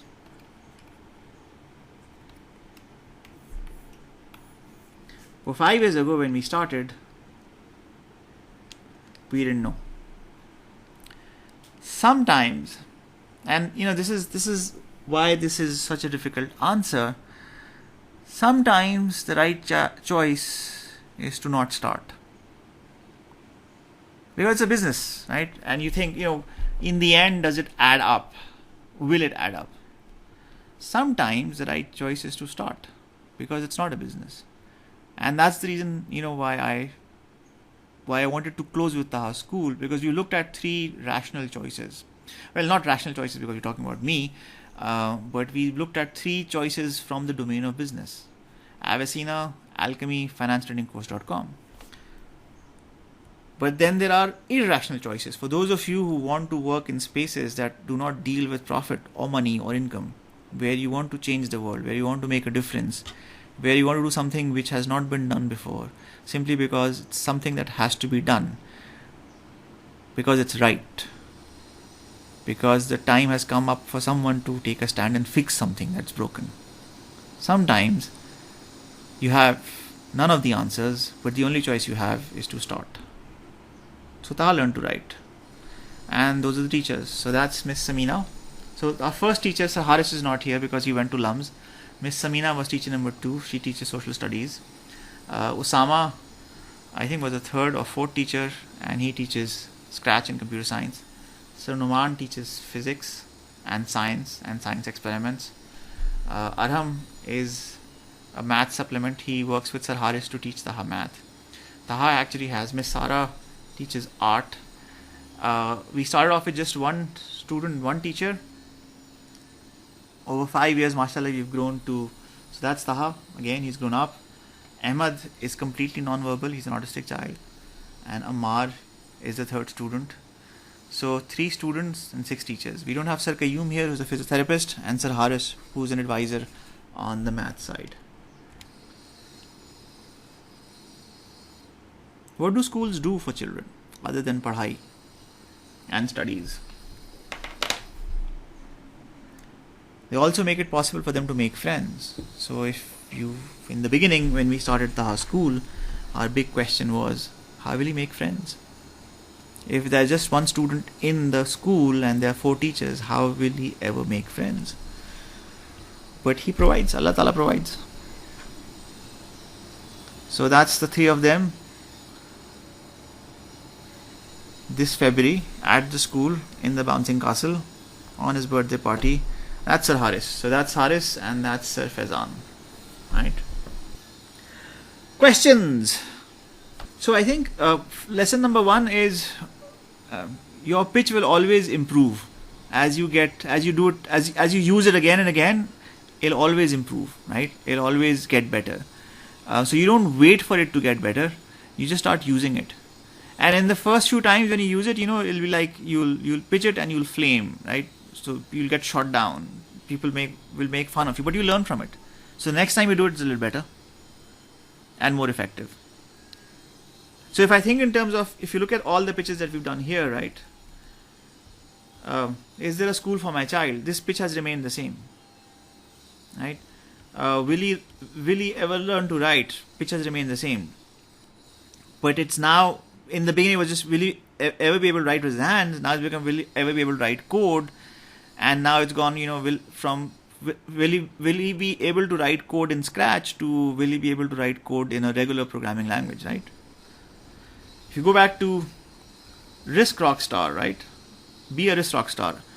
I think this is like maybe the 16th or 17th iteration. We did a lot of variations.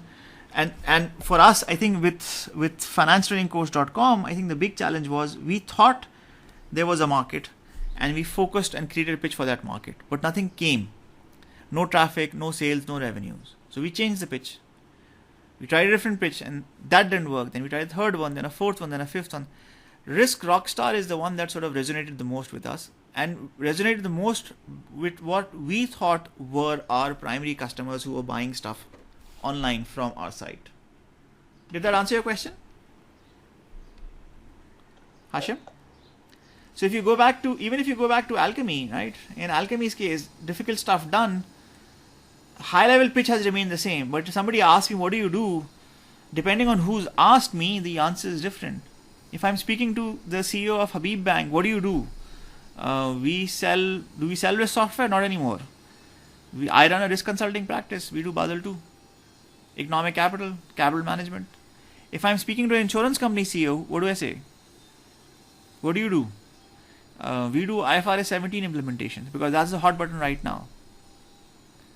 A year, 3, maybe 4 years ago, we do economic capital modeling because that was the hot button then. If I'm speaking to a treasury team member, say, what do you do? We build option pricing models. And we teach corporate banking RMs how to sell treasury products. So the pitch does not just change and evolve over time, it also changes based on the context in which you're making it. Does that make sense? So sometimes, if I go back, where is that slide? Yeah, sometimes, right? So if I look at, we didn't speak about PRR. PRR was a magazine, print magazine that we printed, and it was high quality, 200 pages, full color print. As it's called the Pakistan Risk Review. And if you remember, when I spoke about plain speak, we did a pitch on plain speak in one of the classes. Yes. Intelligent financial reporting on Pakistan. Remember that? Yes, remember. So plain speak is a reboot, just like FTC was a reboot of Avicena. Plain speak was a reboot of PRR. So we did PRR. And we didn't think that there was a market, but we thought we should at least try it. And we felt that if we could prove an experiment and just tap into this would become a big thing. It didn't. So I think we did about 7 or 8 volumes or 7 or 8 editions or what's the right number? Quarters worth of publication. Did a lot of material. I won't say it was a lot of fun because, you print 300 high quality, full color print copies and then you try and sell them and nobody buys them. And you end up giving them away. So we gave a lot of them away, right? But it wasn't enough. But PRR then, made it possible for us to do LCF. It made the shift to LCF a lot more easier because what it proved was that print wasn't the market to focus on. That print was really, really expensive. So digital was the way to go. So without PRR, without PRR and without Avicena, I don't think LCF or finance training course would have ever happened. So in one sense, sometimes when you pick an idea and you work on it and you find that, I don't want to do this, it's not good enough, the market's not there, I'm no longer interested. Sometimes you walk away from it only to find out maybe a year and a half later, a different type or a different kind of opportunity that builds up on what you've already done. So sometimes you build it and sometimes you don't. Sometimes you build it because you're just building it for yourself. A lot of times I do things not because they need to be done, but simply because I'd like to see them done. Sometimes, I lose interest in the middle and I say, okay, I don't do this now, I do it later. For example, I have to work on a new course on compliance. It's been on my list for 2 years, but I don't have the heart to build it because I have too much work and I don't have the time. And if I'm really, really free, I need maybe 2.5 months to sit down and do it, and I'll do it. But it's not been happening, right? Has to be done. Ultimately, I'll do it at some point in time, but I don't have the time, the inclination, or the heart to do it now. Does that sort of make sense? Does that answer your question?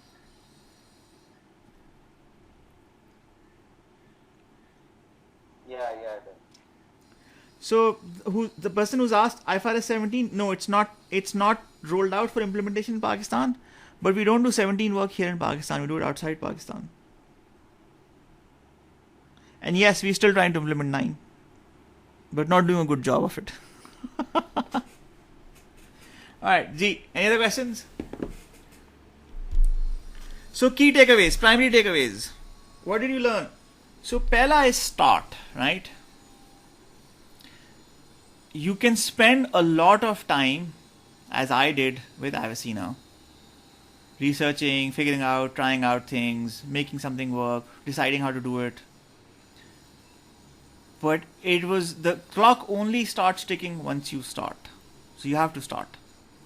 Sometimes it makes sense to start, sometimes it doesn't make sense to start. That's also fine, right? But you'll have to decide what you want to do. You should have a sense of, how does the starting process work? Sometimes it's very, very fast. Sometimes it takes a lot of time. So I think what I'm trying to tell you is that there are no right or wrong answers. All of your journeys are going to be different. There is no cookie cutter approach. There is no perfect guide. All we can tell you is it's going to be an interesting journey. There'll be lots of ups and downs. Some wins, lots of disappointments, lots of change of heart, lots of pivots, lots of directional changes. But you'll only find out what happens in the end if you start. That's one. Second, you can come up with the best laid plans. You can spend a lot of time and effort in figuring out how to make things work. But the minute you start, the minute you open your door, the minute you step out on the road, the minute you start speaking to customers, everything goes out. Steve Blank, the gentleman we spoke about earlier on, I think, the first day of the class. Steve Blank has the saying, he says, no business plan survives first contact with a customer. All of your assumptions go out the minute you start speaking to a customer, which basically means you should start speaking with customers as early as quickly as possible. Not at a high level, not at a prototype level, not at a POC or proof of concept level, but with the actual product. Get the product in front of the customer as quickly as early as possible. And only then will you find out whether it's going to work or not. And third is persistence. Persistence is highly underrated. There's a difference, right? There is persistence and there's consistency. Persistence and consistency. Consistency is under the right context, under the right environment, under the right rules, is persistence. Consistency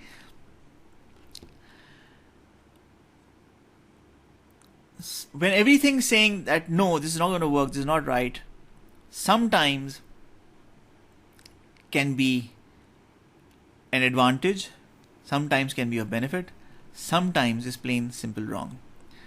But only you can judge when consistency or persistency is required and when it is not. Alright, so now this lecture owes its existence to the fact that 3 of you asked me, sir, could you please show us how to do this? Where this being, what does it take for us to take an idea from just an idea stage to its next level, right? And my hope is that I've answered your questions. For next week, again, I will take the same request. You can PM me, private message me on WhatsApp with the question you want me to answer. And for the ones that I find interesting, I will craft and put together the lecture for next week.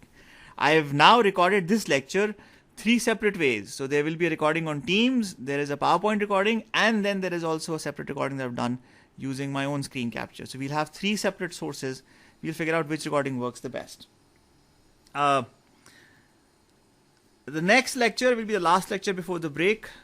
If you have specific questions, please feel free to ping me. Office hours are open, as I mentioned earlier, 3 to 4 every day other than Friday, Saturday, Sunday inclusive.